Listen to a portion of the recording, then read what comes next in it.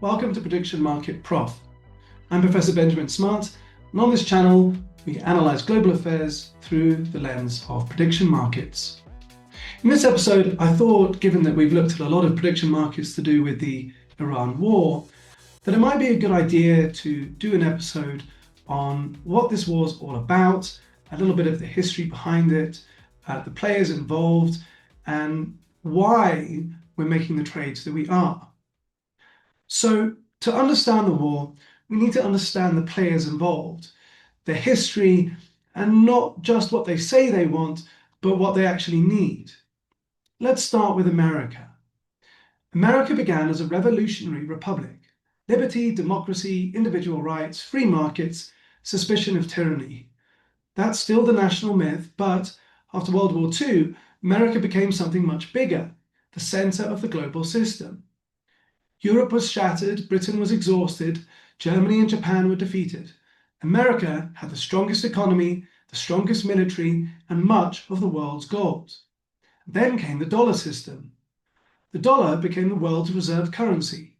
Oil, trade, debt, banking, global reserves, US Treasury bonds, US banks, US sanctions, and US military protection all became tied together. And that matters because America runs enormous deficits. It spends much more than it takes in. It borrows the difference. And the world keeps buying American debt because US treasuries are treated as the safest asset in the world. That's America's real superpower. Not aircraft carriers, not the nukes, the dollar.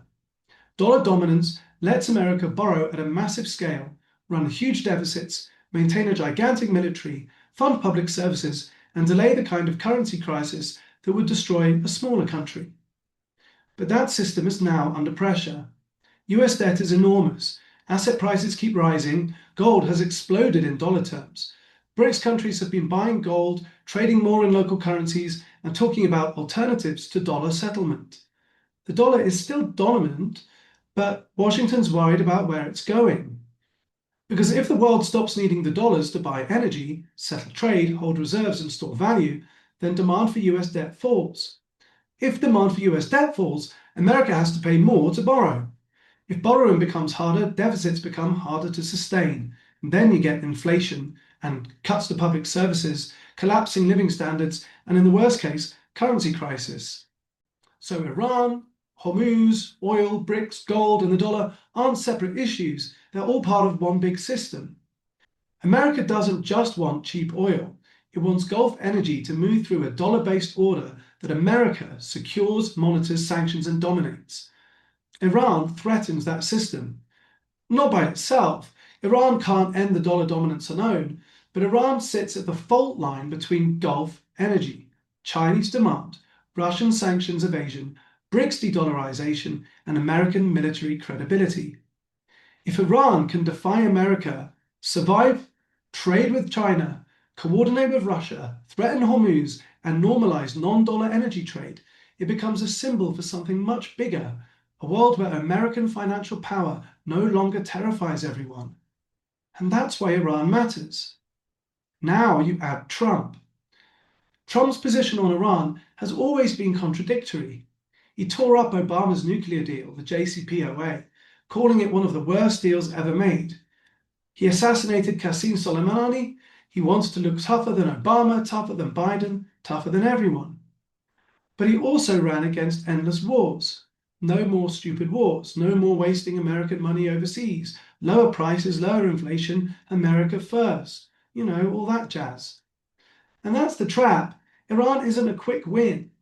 Trump's political style depends on victory, immediate victory, or at least the performance of victory. He hates looking weak. He hates admitting defeat. He threatens hard, escalates rhetorically, and then sometimes backs down when markets or politics turns against him. That's where the phrase TACO came from. Trump always chickens out. But this time, backing down might look like a defeat. And then there's Benjamin Netanyahu. Trump and Netanyahu are close. They share enemies, but their goals aren't the same. Trump wants a win he can sell. Netanyahu wants Iran permanently weakened. Trump wants victory, and Netanyahu wants transformation. Iran wants survival. And that's a dangerous triangle. The US-Iran relationship has deep roots. In 1953, the CIA and British intelligence helped overthrow Iran's democratically elected Prime Minister, Mohammad Mossadegh, after he nationalized Iranian oil. The Shah was restored and became a close US ally. He modernized Iran, but ruled brutally. Then came 1979, the Islamic Revolution. Ayatollah Khamenei overthrew the Shah and created the Islamic Republic, an explicitly anti-American, anti-Israeli revolutionary state. The hostage crisis, sanctions, proxy wars, nuclear disputes, sabotage, assassinations, and decades of hostility followed. Obama's nuclear deal restricted enrichment and put inspectors on the ground. Iran wasn't harmless, liberal, or friendly, but on the narrow question of nuclear monitoring, the deal was working. Trump tore that up. Iran looks at America and sees coup, Shah, sanctions, sabotage, and regime change. America looks at Iran and sees hostages, terrorism, proxies, and chants of death to America. Both stories contain truth, both are incomplete. And Iran isn't itself a cartoon villain state. It's one of the world's great civilizations. Ancient Persia, empire, poetry, science, trade, religion, and deep national pride. Modern Iran is young, educated, urban, diverse, and politically divided. Many Iranians hate the regime, but the government isn't the Iranian people. The government is the Islamic Republic, a theocratic, revolutionary security state built around clerical rule, the supreme leader, the Revolutionary Guards, and a state ideology that fuses Islam, anti-imperialism, nationalism, and regime survival. That's important because this regime doesn't care about the well-being of its people. It doesn't care what makes life better for ordinary Iranians. It questions what preserves the revolution, what protects Islam, what defends sovereignty, and what keeps the regime alive. Iran now predicts nuclear enrichment as a sovereign right and a part of national identity. That's why the prediction markets matter. Traders are currently giving very low odds to Iran giving up enrichment soon. One market tracker had no on Iran ending enrichment by May 31st at about 88.5%. In other words, the market agrees Iran isn't going to surrender enrichment quickly. And regime change also priced low. Recent market reporting puts Iran regime change by June 30th at about 7.5% and by May 31st at 2.9%. So the market isn't pricing a quick Iranian collapse. That matters for the blockade. America's trying to squeeze Iran economically and force a deal, but siege tactics only work if their regime either cares enough about civilian suffering to compromise or loses the ability to feed and arm its military. Iran may be able to keep the IRGC going through state prioritization, smuggling, sanctions evasion, black market networks, parastatal foundations, and help from Russia and China. The population will suffer, and the security state will always eat first. Then there's Israel. Israel was founded in 1948 after the Holocaust and the collapse of the British Mandate. For Jews, it became a homeland after centuries of persecution. For Palestinians, it meant dispossession, exile, occupation, and military rule. That double history is at the heart of the conflict. Since October 7th, Israeli politics has hardened dramatically. Hamas's attack traumatized Israeli society and strengthened the argument that Israel can't just manage threats, it has to eliminate them. Israel's stated goal is survival. Stop Hamas, stop Hezbollah, stop Iran, prevent a nuclear threat, and make sure October 7th never happens again. That narrative isn't imaginary. Iran and its allies have used violent rhetoric. Hamas did carry out October 7th. Hezbollah is a serious military threat. Israel does face real dangers. But the reality is also regional dominance. Israel wants to break the Iranian axis, Hamas in Gaza, Hezbollah in Lebanon, Iranian networks in Syria, the Houthis, and Iran itself. If Iran is destroyed or permanently weakened, Israel becomes the undisputed military power of the Middle East. There's also the controversial idea of Greater Israel. Some religious nationalist currents draw on biblical promises of land and imagine a much larger Israel. That doesn't mean every Israeli or every official Israeli policy document endorses maximal biblical empire, but the ideology matters because when land becomes sacred, compromise becomes much harder. So why did this war start? Officially, American Israel say it started because Iran was too close to a nuclear weapon. because Iran funds violent proxies, because the regime oppresses its people, and because the world couldn't wait any longer. America says it's preventing nuclear blackmail. Israel says it's fighting for survival. Iran says it's defending sovereignty against American and Zionist aggression. But beneath those narratives, the reality is more strategic.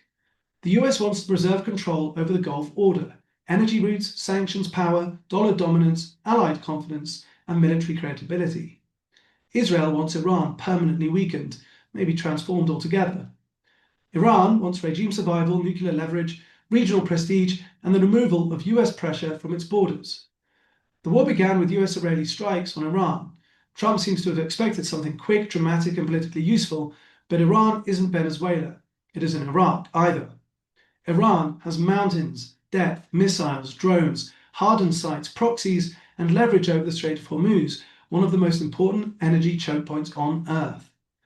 This is where prediction markets become useful. Polymarket has a whole Iran category, and its most active Iran market is on a US-Iran permanent peace deal. Traders are currently pricing a permanent peace deal by December 31st at about 77%. That sounds optimistic, but look underneath it. Markets are much less confident about quick normalization. Hormuz traffic returning to normal by May 15th was around 20%. By end of June, one tracker showed only about 11%. So the market seems to be saying maybe a deal eventually, but not a quick return to normal. That fits the game theory. Trump needs a deal he can call victory. Iran needs a deal it can call resistance. Israel may not want a quick deal if it leaves Iran's regime and strategic capacity intact, and the wider board is unstable. Taiwan markets aren't yet pricing imminent Chinese invasion. Traders assign about a 93% to no on China invading Taiwan by the end of 2026. So the market doesn't think Taiwan is the next immediate domino. A Ukraine-Russia peace deal before 2027 is only around 30 to 38%, depending on the tracker. That suggests markets aren't pricing global apocalypse. They're pricing something more grinding. Iran doesn't collapse, enrichment isn't surrendered quickly, Hormuz stays disrupted, Ukraine remains under pressure, and Taiwan remains a tail risk rather than the base case. One more warning. These markets are useful, but they're not pure wisdom. Conflict markets can be manipulated, thin, volatile, and sometimes contaminated with inside information. Israeli authorities have reportedly charged 2 men over alleged classified information betting on Iran strikes. So prediction markets aren't gospel, but they're a useful check on propaganda. And right now, they're not telling us Iran is about to fold. They're telling us this is messy, this is unresolved, and nobody has an easy exit. So what happens next? This is where things become genuinely dangerous, because Trump seems to have misread the game.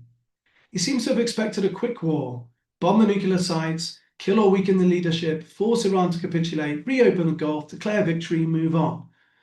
But Iran isn't Venezuela and it isn't Iraq. It has mountains, depth, missiles, drones, hardened sites, proxies, and the Strait of Hormuz.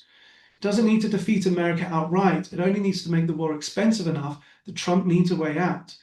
And that's exactly where Trump is vulnerable. He promised no forever wars. He promised lower prices. But this war pushes in the opposite direction. Higher oil prices, higher gas prices, higher food prices, market instability, and pressure before the midterms. Iran knows this. So Iran's rational move is to wait, absorb the pain, keep the IRGC supplied, keep pressure on Hormuz, offer partial talks and undermine Trump's claims that peace is close, and refuse to surrender enrichment because enrichment is now tied to sovereignty, regime identity, and revolutionary pride. That creates the central trap. To end this, Trump may need to accept a deal that's worse than Obama's. Iran keeps some enrichment, receives sanctions relief, and claims it resisted America and Israel. Strategically, that may be the least bad outcome. Politically, it's poison. Psychologically, Trump is completely incapable of accepting something like that. So he's got two options. First, the classic Trump option, back out, declare victory, and flood the zone with repetition. Say Iran's nuclear program is destroyed, say they begged for peace, say the fake news is hiding the greatest deal ever made, and that might work politically for a while, but reality will interrupt the performance. If there's no real nuclear deal, and if Hormuz remains unstable, and if oil prices stay high, and Iran keeps enriching, and if Israel keeps pushing, the victory story becomes impossible to sustain. The second option is escalation. More strikes, a harder blockade, attacks on IRGC infrastructure, attempts to collapse the regime, and in the worst case, pressure for ground operations. That would be catastrophic. Iran is huge, mountainous, populous, nationalistic, and very hard to occupy. Taking Tehran and securing the strait wouldn't be a quick raid. It would mean hundreds of thousands of troops, huge logistics, regional blowback, and years of risk. That's not America first. That's the mother of all forever wars. So the next phase depends on three questions. Can Trump find an ambiguity big enough to call a victory? Can Iran accept enough restraint to unlock sanctions relief without it looking like it's surrendered? Can Israel live with an Iran that's weakened but not transformed? If yes, we may get a dirty, unstable, face-saving deal. If no, the logic points to escalation. That's the trap. Iran can wait, Israel can push, and Trump can bluff, but eventually someone has to choose between humiliation and escalation. Right now, the person under the most pressure to make that choice is Donald Trump, and the decisions he makes are going to shape the world for a very long time. That's the state of affairs in Iran. Let's hope it works out for the best. And I'll see you on the next one for a more regular episode of Prediction Market Prof.